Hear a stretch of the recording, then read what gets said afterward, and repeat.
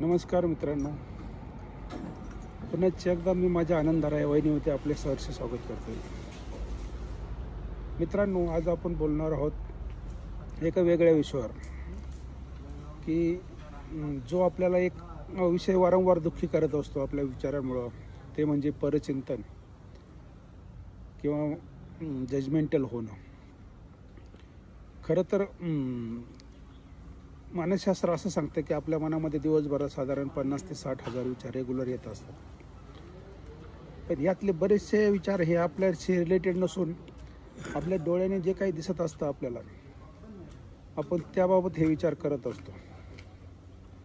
तर मित्रांनो, मला असं वाटतं की संकल्पशक्ती किंवा विचारशक्ती हा एक खूप मोठी शक्ती देवाने आपल्याला दिलेली.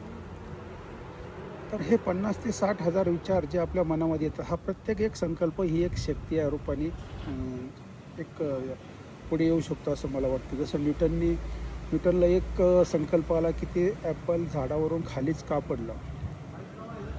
यावरून त्यांनी गुरुत्वाकर्षणसारख्या एवढ्या मोठ्या विषयाचा शोध लावला. तर मला असं वाटतं की आपल्या मनामध्ये जे जे विचार येत आहेत ते सुद्धा जर चांगल्या दिशेने आपण त्याला डायव्हर्ट करू शकलो, तर मला असं वाटतं की नक्कीच आपण बरंच काही आपली शक्ती वाचवू शकतो.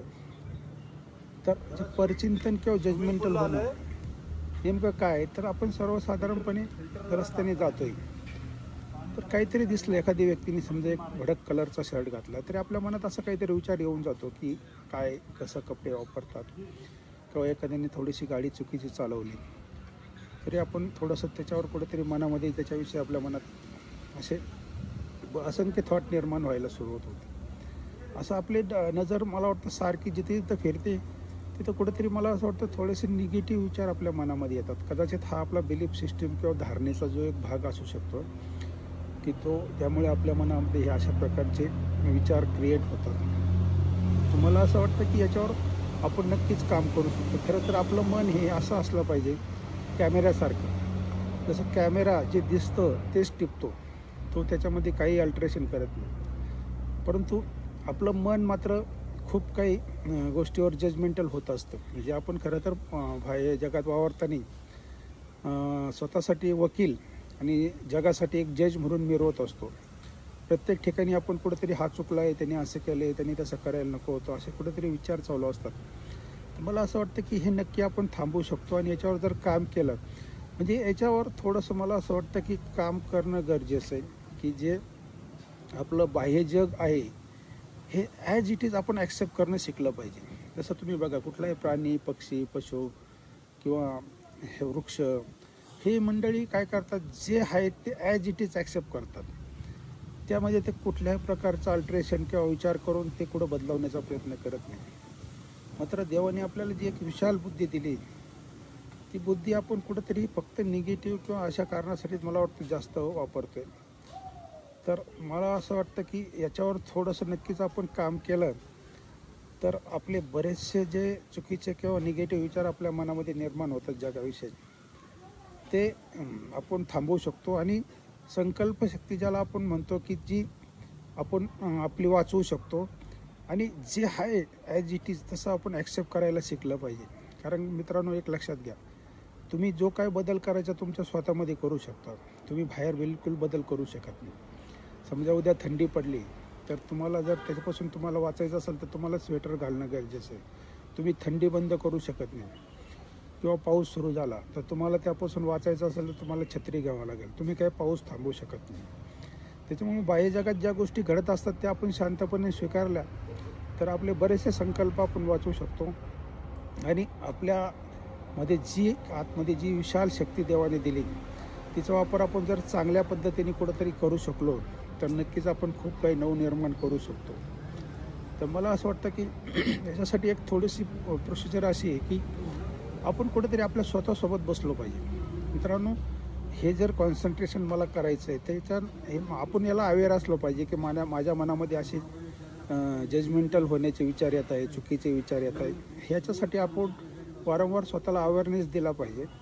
आणि कुठंतरी स्वतःच्या आतमध्ये जाऊन, म्हणजे कुठंतरी तुम्ही फक्त मी असं तुम्हाला एक एक्झरसाईज म्हणून देतो की फक्त 10 मिनटं डोळे झाकून बसा. तुम्ही जर 10 मिनटं डोळे झाकून शांतपणे बसू शकला तर मी असं म्हणाल की तुम्ही खूप काही तुमच्यामध्ये बदल करू शकता. आणि जर तुम्ही बसू शकत नसाल डोळे झाकून 10 मिनटं तर नक्की त्याच्यावर काम केलं पाहिजे. कुठेतरी मेडिटेशन केलं पाहिजे, कुठेतरी स्पिरिच्युअल चांगल्या गोष्टीशी आपण रिलेशन ठेवलं पाहिजे. आपण नक्की हे करू शकतो. कारण काय, जेव्हा तुम्ही डोळे झाकून बसतात तुम्ही ह्या बाह्य जगाशी तुमचा संपर्क तुटलेला असतो आणि तुम्ही स्वतःच्या आतमध्ये जे काही चाललं आहे किंवा तिथं तुमची अस्तित्व जे आहे, कारण हे अस्तित्व तुमचं आनंद स्वरूप आहे. जसं एक छोटंसं बाळ तुमचं जे मूळ स्वरूप आहे हे कायम आनंदी असतं, तसं खरं तर आपण आतून पूर्ण आनंदी असतो. परंतु हे आपण बाह्य जग सारखं बघत असतो. कुठंतरी हे असं ते तसं त्यांनी असं केलं, ह्या गोष्टी आपण सारख्या कुठंतरी मनामध्ये आपल्या चालू असतं, बॅक ऑफ द माइंड. आणि बिलकुल आपण ह्या गोष्टीला अवेअर नसतो. दिवसभर जे काही घडत असतं ते आपण फक्त आणि फक्त ॲज इट इज चालू ठेवलेलं असतं. तर मला असं वाटतं की तुम्ही कुठंतरी एक तासाला अर्ध्या तासाला वॉच केलं पाहिजे आपल्या मनामध्ये काय विचार चालले. आणि हे विचार जर आपण थांबवले, त्याचे निगेटिव्ह विचार असेल तर तो थांबवलाच पाहिजे. त्याच्याऐवजी आपण एक पॉझिटिव्ह विचार निर्माण केला पाहिजे. कारण मित्रांनो, हे तुमचं जीवन हे पूर्ण आनंद स्वरूप आहे. म्हणजे तुमचा पर्पज ऑफ लाईफ जर बघितला तर तुम्ही फक्त आनंदी जगण्यासाठी या पृथ्वीवर आला आहे. तर मला असं वाटतं की ह्या गोष्टीवर आपण जर काम केलं आणि तुमच्या मनामध्ये येणारे जजमेंटल विचार किंवा परिचिंतन हे जर काही अंश तुम्ही थांबवू शकला आणि त्याऐवजी तुम्ही काही आनंदाचे विचार निर्माण करू शकला तर मला असं वाटतं की आपण नक्कीच यामध्ये बऱ्यापैकी आनंदी राहू शकतो आणि तुमचा जी जीवनयात्रा नक्कीच खूप आनंदी होऊ शकते. धन्यवाद मित्रांनो.